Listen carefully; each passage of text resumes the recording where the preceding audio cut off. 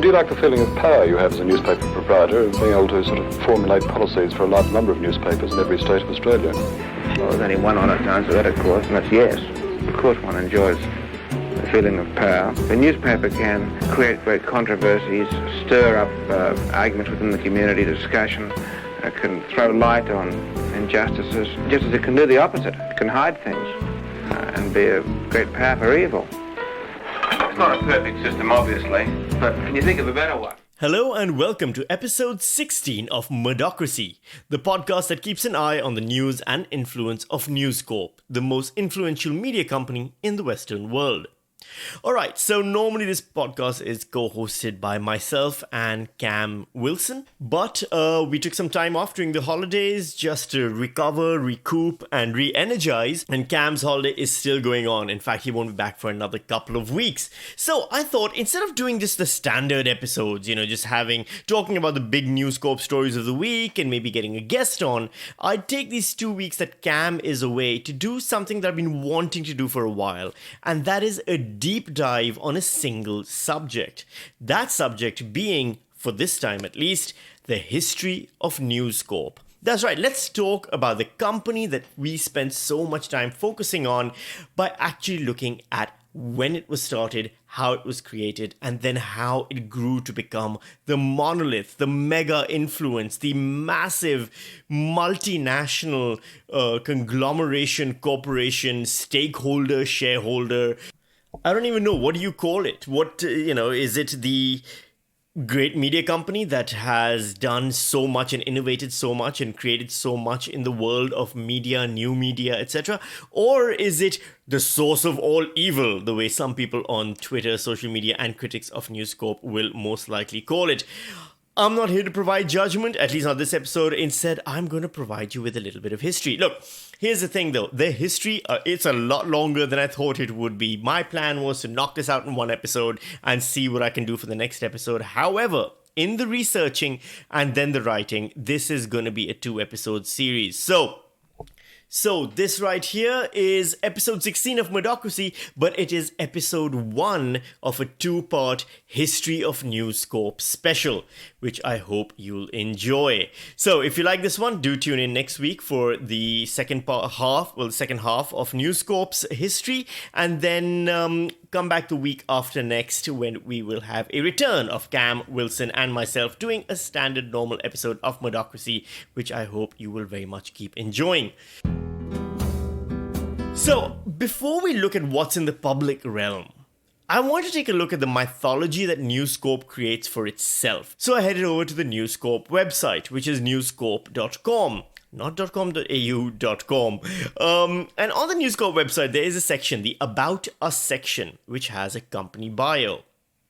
And I'm quoting here, "What started as a small newspaper in Australia in the 1920s has grown to comprise some of the world's most iconic brands in media and information, thanks to the leadership, creativity, and curiosity of Rupert Murdoch and his father, Sir Keith Murdoch."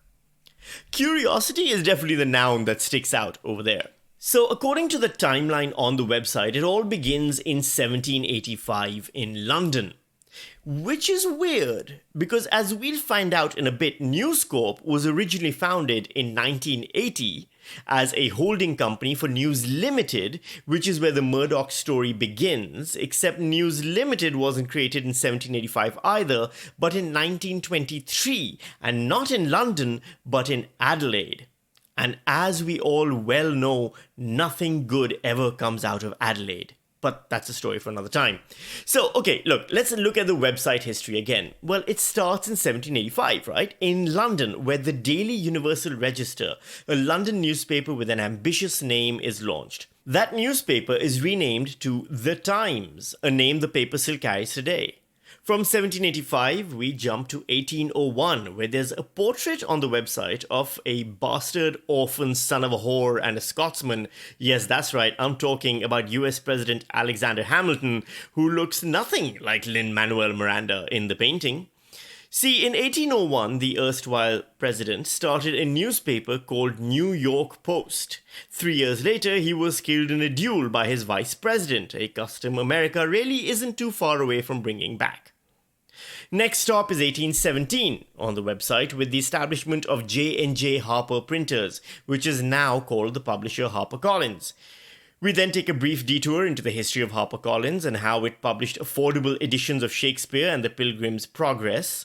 There's further focus on the printing press, with The Times using a new type of printing technology called the Walter Press in 1868. 1889 is the creation of the Wall Street Journal, where today you can find several articles about teenagers who bought their own homes with nothing but hard work, moxie, and a giant inheritance from their millionaire parents. The bio goes on in this fashion for a little longer, making stops along the way to highlight major moments in printing and publication.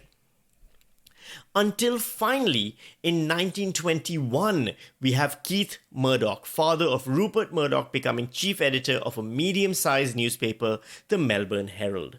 The website states he will eventually expand the Herald Group's business holdings to include the News Limited Company of Australian newspapers. Which is a lovely bit of understatement. It's very much like saying Archduke Franz Ferdinand stopped to get a sandwich and then a few years later Lenin moved into a house in Moscow. The website doesn't then dwell on Keith Murdoch, instead rushing back to the further adventures of HarperCollins, the creation of everyone's favorite serif font, New Roman, by The Times. That's right, I bet you didn't know that The Times newspaper created The Times New Roman font, and the editorial leadership of the New York Post. Rupert Murdoch makes his first appearance on the website in 1953 when we're informed of his inheriting his father's interest in the Adelaide-based The News, of which he became publisher, and joins the board of News Limited. The picture here, though, isn't of Rupert Murdoch, who would have just been 22 years old at the time. Instead, it's of a front page of The News, the Adelaide newspaper, featuring a photo of Rupert Max Stewart, an Aboriginal man who was convicted of murder in 1959. Now, the story of Max Stewart and Rupert Murdoch's involvement isn't detailed here on the website at all, but it's worth a quick detour. See, Murdoch was, at the time, against the death penalty. Under Rohan Rivet's editorial stewardship, The News published explosive details about the case that often contradicted the findings of the Adelaide judiciary and even led to some appeals. Murdoch even bankrolled the search for Stewart's co-workers, and Murdoch even personally wrote editorials demanding the sentence be commuted and the death sentence no longer applied. Even a royal commission into the case was attacked by the papers so vehemently that the commissioner launched a libel case against Rupert Murdoch and his editor, Rohan Rivet. In the end, Max Stewart's case was commuted to a life imprisonment, of which he served 11 years. He went on to become a respected elder and even met the Queen in Alice Springs once. Despite the libel case not finding fault, Rupert Murdoch did fire Rohan Rivet, who had been the editor since 1951. Since then, Murdoch is quoted as saying, "There's no doubt that Stewart didn't get a totally fair trial, although it's probable that he was guilty. I thought this at the time. In those days, although less so now, I was very much against the death penalty." It's just interesting that that's the photo they went with, of the first time Rupert Murdoch probably fully understood the power of the news. From there on, there's various entries about the various jewels in the News Corp crown. The most recent being in 2021, where it says, and I'm quoting here from the website, News Corp and Facebook reach a multi-year agreement to provide access to trusted news and information to millions of Facebook users in Australia through its Facebook News product. It seems that despite the hyperbole that News Corp publications excel at, the website itself is a master at understatement. Before we get into the stuff that the biography of News Corp on its own website leaves out, it's worth considering what it's put in. See, News Corp is a young company. News Limited, the original version, dates back to the 1920s, but that's not that long ago either. But by beginning its story not with its own creation, but the creation of entities it's purchased, like The Times and New York Post and HarperCollins, it can link itself to the older traditions of publishing and news, of printing presses and innovation, and championing voices and creating history. In buying these businesses, News Corp didn't just buy diverse interests, it bought itself a historical story, a myth that it can sell. So behind the myth then, what is the reality? Well, see, the reality is that News Limited was created in 1922 by James Edward Davidson, a journalist and former editor of the Melbourne Herald. The story goes that Davidson was travelling on the Melbourne-Adelaide steam train when he sat next to an old friend, a miner, M-I-N-E-R, not M-I-N-O-R, named Gerald Musson. On that journey in 1921, Davidson and Musson came up with the idea of a new afternoon paper, the Adelaide News, and for it to be owned by a company called News Limited. If you listen to the first episode of Murdochracy of this podcast, we interviewed University of Melbourne Professor of Political Science Sally Young, who has published an excellent article on the conversation titled The Secret History of News Corp, a media empire built on spreading propaganda. Her research basically shows how it wasn't a coincidence there was a mining industry professional involved in the birth of News Limited. See, Gerald Musson was a PR man who worked for an industrial complex called Collins House, which dominated the mining and manufacturing industry then and has gone on to create Rio Tinto, Carlton and United Breweries, Dunlop Rubber, and Durex, among other major companies.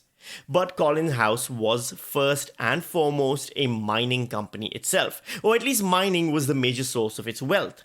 And with Collins House's guidance, James Edward Davidson had previously bought and run 2 newspapers in Broken Hill and Port Pirie, which had served as counterpoints to the mining unions there. Basically, they were set up to break up union influence on the mines. In fact, the first shareholders list of News Limited featured many key people from Collins House. I'm skimming over a lot of detail here, so do read Sally Young's excellent article on the conversation or buy her excellent book, Paper Emperors, The Rise of Australia's Newspaper Empires, which goes into a lot of this in great detail and depth. So about the same time that News Limited is being set up, a 36-year-old Keith Murdoch had returned from London to be appointed as editor and then managing editor of the Herald Empire. 7 years later, he purchased a share in the Brisbane Daily Mail, as well as the competing Courier, then amalgamated the 2 newspapers into today's Courier Mail. By 1929, Jim Davidson, however, had been pushed out of his control over News Limited, rumours being due to his increased alcoholism. He died a year later of pneumonia in a London hotel room. By this time, Keith Murdoch had been invited to hold 2,700 shares in the News, the Adelaide newspaper, by the immensely wealthy businessman, politician, and father figure to Keith, William Baillieu. By the way, Baillieu also happened to be the head of Collins House, that place which helped set up the newspapers, used to bust up the unions, and behind the scenes owned and ran News Limited. That same year, News Limited managed to take over the venerable and profitable Adelaide Advertiser, thus creating a monopoly in Adelaide. And 2 years later, William Baillieu sold 31,000 shares of his own to Keith in a show of remarkable generosity. By the time Keith Murdoch died in 1952, he had enough of a stake in News Limited to leave his only son Rupert with the beginnings of a media empire. Which is where this story will end today. Come back next week for episode 2 of the history of News Corp. It's just a 2-part series that I'm doing, as I told you. And of course, you can always join us on our Murdochracy Facebook page, where more of these conversations can continue. I'll post up all the article and research and links to all the stuff that I've been able to use to create this 2-part series. You can also tweet us at us, of course, on Murdochracy. We're on Facebook, we're on Twitter. I'm sure eventually, given Cam's tendencies, we're going to probably end up on TikTok as well, although I still think I'm way too old for that platform. Please leave us your feedback. We love hearing from you, and head over to our Patreon. That's patreon.com/Murdochracy to support the podcast. We've already gotten some lovely patrons who are helping us pay our bills and research money for this show, and any other support you send our way will be much appreciated. Otherwise, join me back here next week for part 2 of the history of News Corp. I need a better name for this. I need a catchier name for it. I'll come up with one by next week, I'm sure. And then a week after that, the return of Cameron Wilson. I'm Sami Shah. Thank you very much and take care.